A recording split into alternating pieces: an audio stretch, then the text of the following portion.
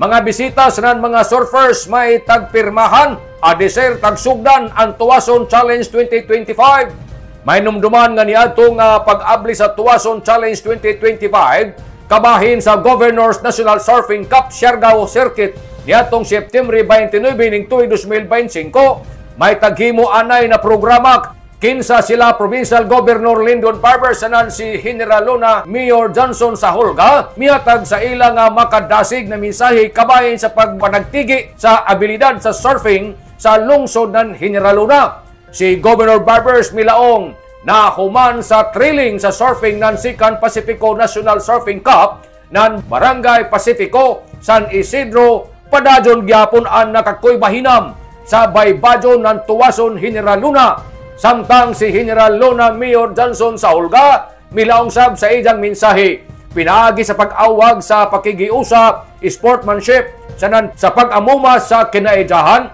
Subay niini pinaagi sa pagsugod sa amo na event jaoy tagpahigadyon anay na presentasyon ni Samuel Malayaw ang Paso C+ kabahin sa Pawikan Conservation sa nga Coastal Stewardship diin ang mga bisita sa surfers na mirma sa commitment wall isip panaad silang suporta sa marine protection. Opisyal na taga-deklarar ang pagsugod ng surfing competition ni Honorable Robert Lyndon Barber sa ngayan ng probinsya ng Surigao del Norte. Ibansab ang lig-on suporta ni Vice Mayor Romina Rosillon Sahulga o mga SB members, department heads, barangay officials sa mga residente.